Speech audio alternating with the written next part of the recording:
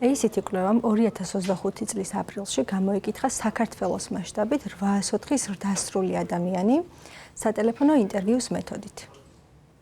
და კვლევის თქმულება არ აღემატება 3.5%. რატომ ონლაინ ვაჭრობაზე კვლევა, რატომ დადგა საჭიროება, რომ მსგავსი გამოკითხვა ჩაკეტარებინათ, რატომ დაინტერესდა ACT ამ მიმართულებით?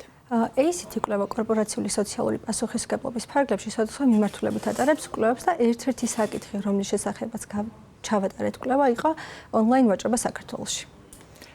და მიგნებებზეც რომ ვისაუბროთ, რა გამოვლინდა პირველ რიგში საინტერესოა ვინ ვაჭრობს ონლაინ სივრცეში, ვინ არიან ეს ადამიანები, ვინც უპირატესობას ანიჭებს პროდუქციის ონლაინ შესყიდვას.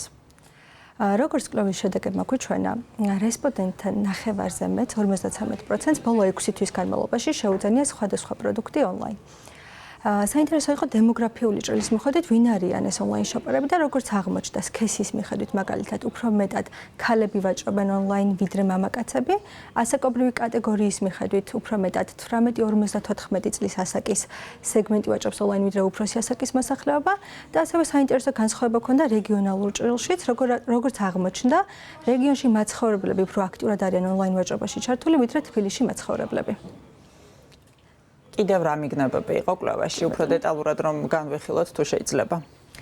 კვლევის ფარგლებში ჩვენ ასევე შევისწავლეთ სიხშირე, რა სიხშირით ყიდულობენ პროდუქტებს ონლაინ და როგორც აღმოჩნდა ამ მიმართულებით მომხმარებელთა ქცევა ორ ნაწილად არის გაყოფილი. 50% აქტიური მომხმარებელი არის ონლაინ ვაჭრობის, რაც გულისხმობს, რომ თვეში ერთხელ ან უფრო ხშირად ყიდულობენ სხვადასხვა პროდუქტებს, ხოლო 50% არის პასიური მომხმარებელი, რაც გულისხმობს, რომ 2-3 თვეში ერთხელ ყიდულობს სხვადასხვა პროდუქტს.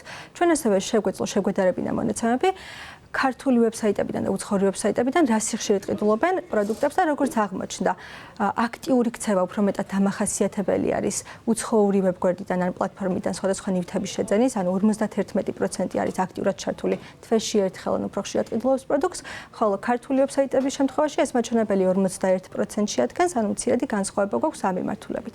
კვლევის ფარგლებში ასევე შევისწავლეთ, რა პროდუქტებს ყიდულობს მოსახლეობა ბოლო 6 თვის განმავლობაში ყველაზე აქტიურად ონლაინ და როგორც აღმოჩნდა, ყველაზე მოთხოვნადი კატეგორია არის ფეხსაცმელი, ტანსაცმელი და აქსესუარი, რომელსაც მომხმარებელთა თითქმის ნახევარი ყიდულობს, ასევე აქტიურად ყიდულობენ საყოფაცხოვრებო პროდუქტებს და ნივთებს და მესამე ტოპ კატეგორიაში შეგვიძლია შევიყვანოთ ბავშვების პროდუქტები, ეს არის სამი ძირითადი კატეგორია, რომელსაც საქართველოში მომხმარებელი ონლაინ ყიდულობს.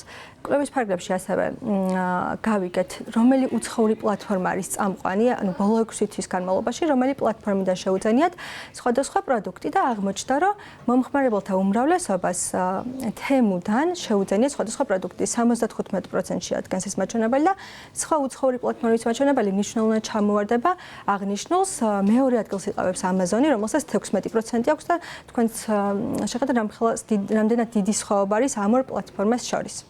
გამოწვევებზეც იყო ასევე საუბარი კვლევაში, რა არის ის ფაქტორი და ფაქტორები, რის გამოც მომხმარებლები თავს იკავებენ ონლაინ ვაჭრობისგან. დიახ, კვლევის ერთ-ერთი საგანი იყო გაგვეგო, რა ბარიერებთან არის დაკავშირებული ონლაინ ვაჭრობა.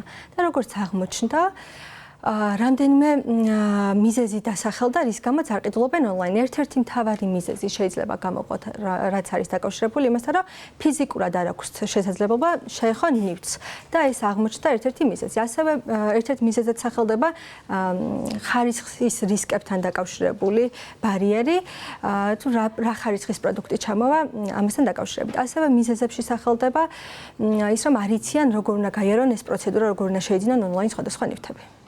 თქვენ ახსენეთ, რომ რეგიონიდან უფრო ხშირად ხდება სხვადასხვა ნივთის გამოწერა, ანუ ონლაინ ვაჭრობა. თუ არის, ასე ვთქვათ, დადგენილი, რატომ ხდება ასე და ვთქვათ, რატომ ჭარბობს უფრო რეგიონის მომხმარებელი ონლაინ ვაჭრობაზე, როდესაც ვსაუბრობთ თბილისის მომხმარებლებს?